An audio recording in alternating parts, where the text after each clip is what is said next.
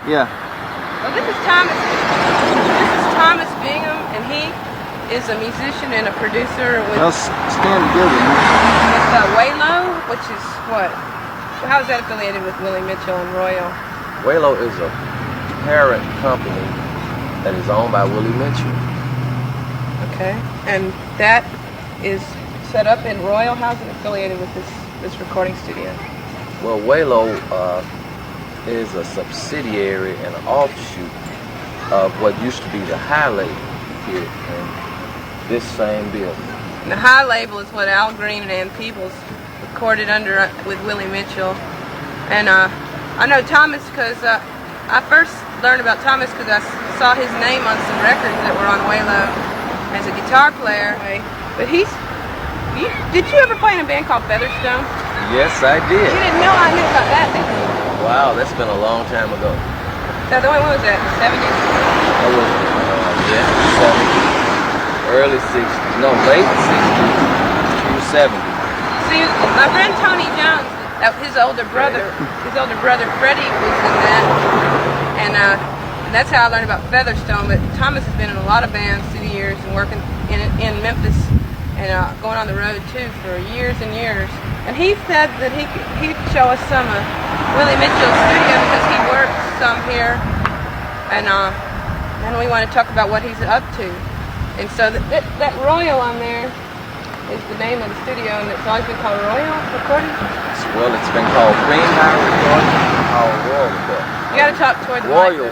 Royal is the name of the building itself, but the names of the companies are different. I mean, there's Cream High, there's Waylo, which is the newest label here housed in the building. So let's go in and talk about what you're up to. Okay, that's good. Oh, that'd be great. Yeah, that'd be great. Yeah. That's cool. Okay. Well, so this is where all this stuff happened, huh? For the High Records. And that was. When did you start doing stuff?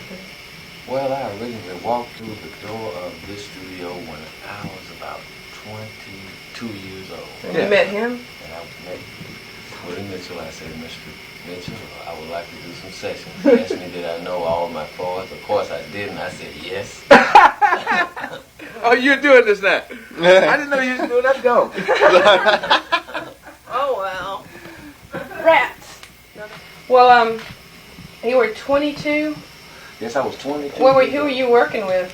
Well, I was working with a band, Featherstone. We were traveling in and out of the city, and we were doing a lot of performances for the Air Force. And we had landed a particular tour that was very favorable at that time, and it was called the American Tour, which meant we toured every Air Force base in the United States of America.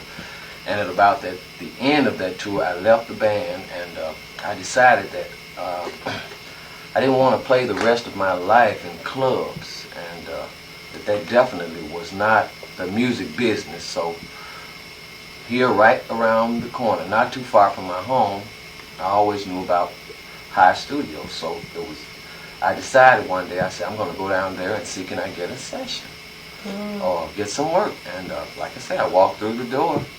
Yeah, you live right down the street from here. You could walk to here. Can I say something? Yeah. Thomas Bingham, one of the most talented guys that ever came out of Memphis. Thank you. And that's the truth. Now that's a high compliment. I don't know if I fit that compliment. A high compliment, right? That's a very high. Like H-I. Yes. So to speak. Anyway, this was in High Studio then, sort of? It was High, it was happening here? It was still some parts of High, but through changes down through the years, somehow it evolved into Waylo. And in order for me to tell you how, I would have to say some things that I'm not at liberty to say because I don't know the full details myself. Oh. But by the time that I made it here, it was Waylo Records. Right.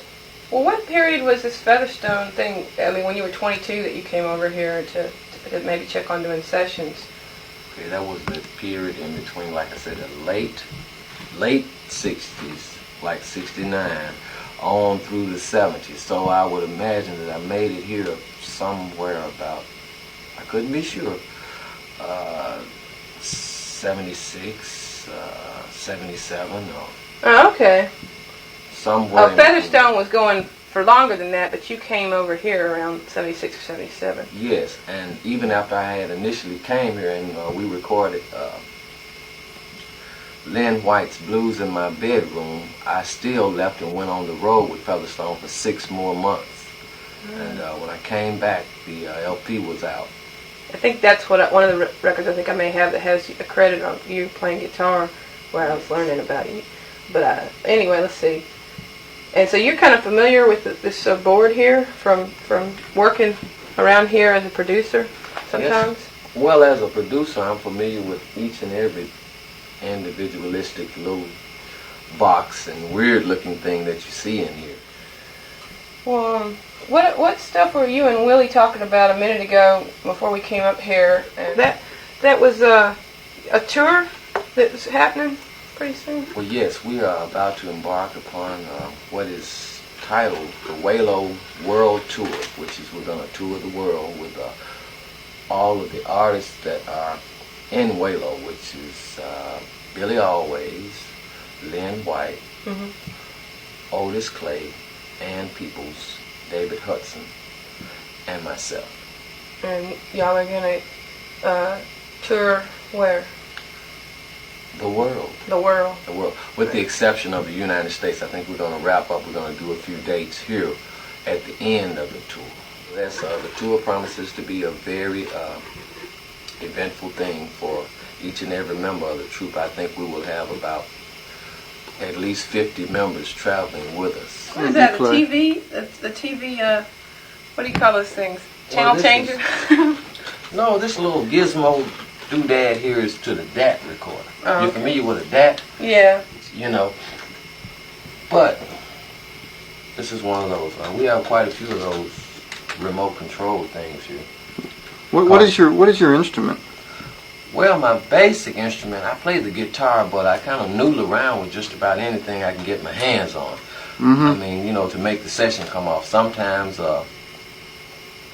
when the money is low on some sessions, I mean, I've ended up being the whole band.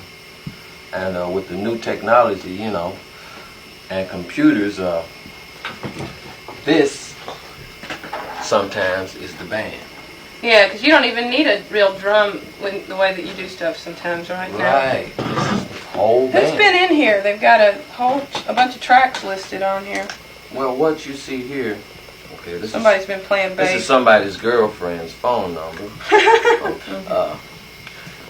This was obviously from the live album that we recorded last year, because I see the crowd noise here. Oh. Yes, and this is slated to be out about January. The live album where? Well, live in Europe, live in Holland. Of the live- Walo? Yes, of the Walo tour last year, Oh. which was the sampler tour of this tour. Wasn't Willie Mitchell on that as well, singing? Yes, he was. No, he Not was playing. singing, playing. Yes, he was playing his trumpet. Oh.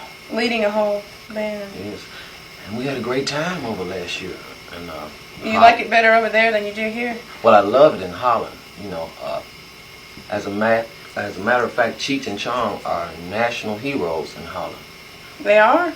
Yes, I mean their pictures are everywhere, like great big billboard posters. You know, Cheech and Chong. You know, and you know everybody's walking around, and it's all legal there. You know, whatever you want to do, it's legal. You know, if you walking down the street, you got a joint, and you walk up to a police, say, "Hey, buddy, give me a light," and That's Amsterdam, right? Amsterdam, right? Yeah. And it kind of scared all of us because, you know, if you were to do something like that in Memphis, hey, you're in jail, buddy. You know, right away. Okay. Well, so what's an example of a place you do go when you want to enjoy music? Is there soft jazz clubs around?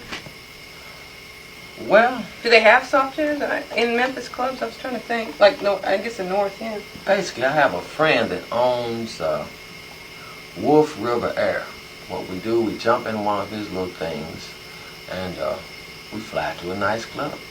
And we have a great little time. Like where? What Okay, state? well, we went Tennessee? to Atlanta. They have some great underground jazz clubs, and we go down to New Orleans quite frequently. You know, Bourbon Street and French Quarters, and boy, did we party. Is this all instrumental with no singing or a lot of singing? Well, there are a lot of good jazz singers and stuff. I mean, I couldn't really call any of them at length.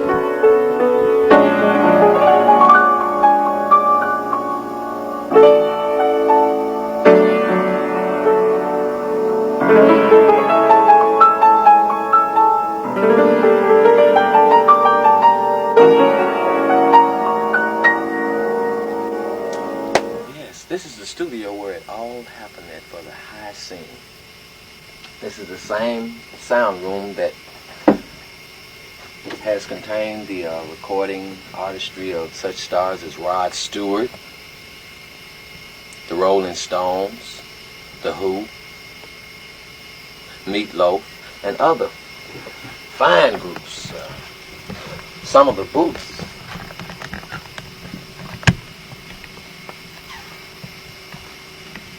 The organ, the very same organ that has been heard on all of Al Green's famous hits. So, Teeny's brother played on that. Charles Hart is right, played the same organ. It's a B3.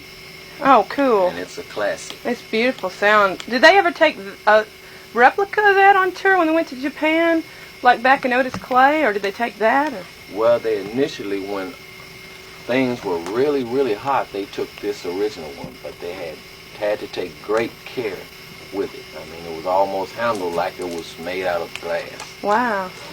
And they have this is the separate room back here for the Leslie and all of the modifications to it. And moving right along, this is a new addition, the new drum booth here. That was designed about a year ago.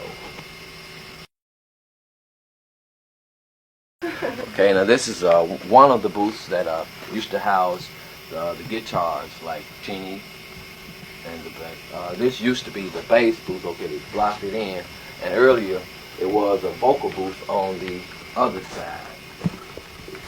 And back here, this was enclosed. This was the drum booth.